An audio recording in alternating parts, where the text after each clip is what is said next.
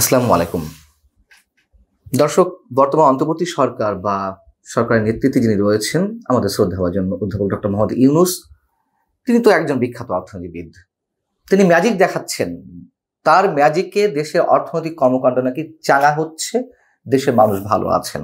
এতটাই ভালো আছেন, এতটাই ম্যাজিক তিনি দেখাচ্ছেন, যার বদৌলতে দেশের জনগোষ্ঠীর একটি বড় অংশ অতি দরিদ্র হতে চলেছেন। এই হিসাব, এই তথ্য আমাদের নয়, আন্তর্জাতিক বিভিন্ন সংস্থার। রমজানের মধ্যে যখন সবজির দাম কম ছিল, তখন অনেকেই আক্রমণ করছিলেন যে কেন শুধু সরকারের সমালোচনা করি, এই যে সবজির দাম কম, কেন সেটি নিয়ে ভালো কিছু বলছি না।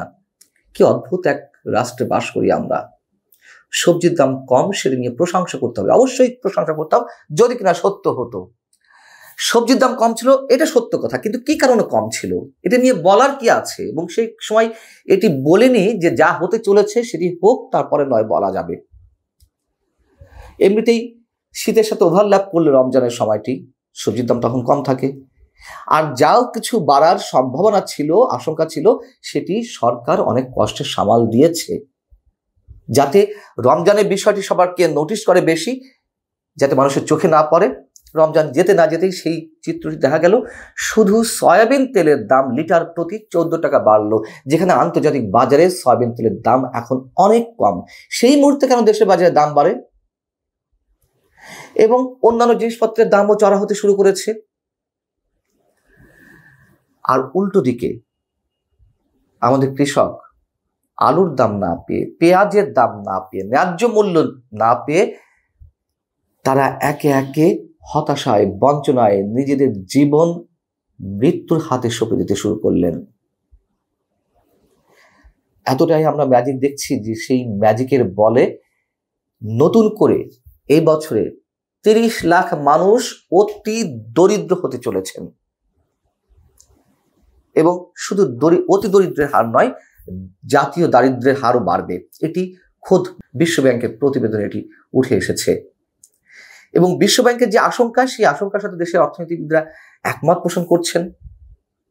বিশ্বব্যাংক বলছে অতি দারিদ্র্যের হার বাংলাদেশে 7.7% ছিল গত বছর, সেটি 2025-এ এসে দাঁড়াবে 9.3%। জাতীয় দরিদ্রের হার ছিল 20%, সেটি 2025 সালে বেড়ে দাঁড়াবে 22.9%। সরকারের যে গবেষণা সংস্থা বিবিএস, বাংলাদেশ পরিসংখ্যান ব্যুরো, তারাও বলছে যে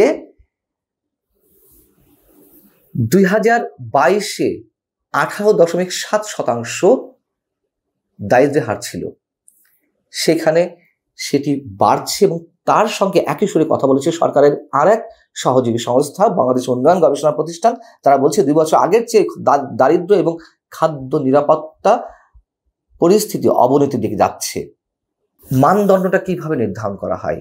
দারিদ্র, অতি দারিদ্র আন্তর্জাতিকভাবে দিনে যদি $2.15 উপার্জন করে খাদ্য এবং খাদ্য বহির্ভূত পণ্য কেনার সামর্থ্য না থাকে, তাহলে সেই মানুষদেরকে অতি দারিদ্র সীমার নিচে ধরা হয়।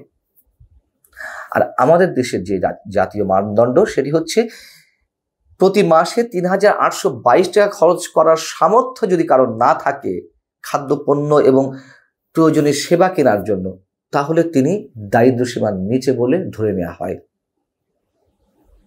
সেই হিসেবে 2022 সালে যে জনসংখ্যা ছিল আদমশুমারি বা জনশুমারি অনুযায়ী 17 কোটি, সেই হিসেবে নতুন করে আমাদের এখানে অতি দরিদ্র সংখ্যা, দরিদ্র মানে অতি গরিব মানুষের সংখ্যা দাঁড়াচ্ছে 1,58,00,000।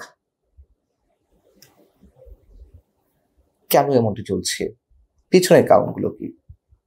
খুব সহজ, আমরা দেখতে পাচ্ছি অর্থনৈতিক কর্মকাণ্ড স্লথ গতিতে চলছে, রাজনৈতিক অনিশ্চয়তা এবং রাজস্ব আদায় ঘাটতি আমরা দেখছি, যার কারণে বিভিন্ন পণ্যের উপরে অতিরিক্ত শুল্ক আরোপ করা হলো বছরের মাঝামাঝি সময়ে এসে।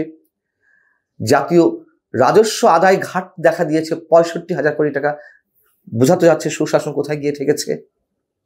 এবং কর্মসংস্থানের অভাব। বিদেশি বিনিয়োগ 71% কমেছে। বিদেশি বিনিয়োগ কোন আস্থার জায়গা থেকে? খোদ বিশ্বব্যাংক বলছে তাদের প্রতিবেদনে সরকার বেশ কিছু সংস্কারের কার্যক্রম হাতে নিয়েছে এবং সেই সংস্কারগুলো কতটা মূলা হিসেবে আমাদের সামনে ঝুলিয়ে রাখা হচ্ছে সেটাও আমরা জানি। তারপরে বিশ্বব্যাংক বলছে যে পুলিশ বাহিনী পুরোপুরি কার্যকর না হলে নিরাপত্তা নিয়ে অনিশ্চয়তা থেকে যাবে। পাশাপাশি জাতীয় নির্বাচন কবে হবে তা নিয়েও রয়েছে ঘোরতর অনিশ্চয়তা। নির্বাচনের সময় নিয়ে রাজনৈতিক দলগুলোর মধ্যকার মতের অমিলের কারণে রাজনৈতিক উত্তেজনা ভবিষ্যতে আরো বাড়তে পারে এবং এটাকেই সরকার ক্যাশ করছে, এই যে রাজনৈতিক মতবিরোধ। কেউ পুরোপুরি সংস্কার না করে নির্বাচন চাইছে না, কেউ প্রয়োজনীয় সংস্কার বা মৌলিক সংস্কার করে নির্বাচনে যেতে চাইছে। এটিকে আবার সরকার ক্যাশ করার চেষ্টা করছে যে আপনারা নিজেরা একমত হয়ে আসেন, তারপরে নির্বাচন দেব। এবং কারা নির্বাচন চাইছে না সেও তো আমরা জানি। তো এইসব কারণে অর্থনীতি ব্যাহত হবে স্পষ্টভাবে বলছে বিশ্বব্যাংক। এই যে নানান আয়োজন চলছে বিদেশি বিনিয়োগের, যে বিদেশি বিনিয়োগ আসছে, চীন $2.1 বিলিয়ন বিনিয়োগের প্রতিশ্রুতি দিয়েছে, সবই তো প্রতিশ্রুতি। এই যে বিনিয়োগ সম্মেলন হলো, ঘটা করে যে আয়োজন করা হলো, বলা হলো যে 3,100 কোটি টাকা বিনিয়োগ হবে, তাও প্রতিশ্রুতি, সবই প্রতিশ্রুতি। বিনিয়োগকারীরা বা বিদেশিরা এত বোকা নন যেখানে বা যে রাষ্ট্রে রাজনৈতিক অস্থিরতা থাকবে তার ইনভেস্টমেন্টটি রিটার্ন করার কোনো ধরনের নিশ্চয়তা থাকবে না, তারা সেখানে ইনভেস্ট করতে আসবে। এতই সহজ। আর সেই বরাবরের মতোই আমাদের উন্নয়নের গল্প শোনানো হচ্ছে, রূপকথার গল্প শোনা হচ্ছে, আমরা সেগুলো গিলে, আমরা কেউ সেগুলো গলদঘরণ করে আমরা জয়গান গাইব সরকারের। আর যারা এর সাথে তাল মিলাবে না তাদেরকে নানান ধরনের ট্যাগ জড়িয়ে দেওয়া হবে। ম্যাজিক বাস্তবায়ন হোক, তার আগে ম্যাজিকটা দেখতে চাই। ডক্টর মোহাম্মদ ইউনূস তিনি দারিদ্র্য নিরসন করেছেন, এটি বলা হয়। তার যে ক্ষুদ্র ঋণ কর্মসূচি, সেটি নিয়ে আমি এত বিতর্কে আর যাওয়ার চেষ্টা করবো না এই মুহূর্তে। তিনি কি করছেন সাধারণ মানুষের জীবন মানের উন্নয়নের জন্য, কি করেছেন, দয়া করে আমাদেরকে একটু হিসাব দিন। তার হিসাব দেওয়ার প্রয়োজন নেই, যারা তার সমর্থক তারা একটু বলুন প্লিজ যে এই হয়েছে। সবই প্রতিশ্রুতি, আর সেটিকে দেখানো হবে যে বাস্তবায়ন হয়ে গেছে বা চলে আসছে। এরকম শুভঙ্করের ফাঁকি মানুষের সামনে পরিষ্কার হয়ে ওঠে। এগুলো দিয়ে আর লাভ নেই। আল্লাহ হাফিজ, ভালো থাকুন সবাই।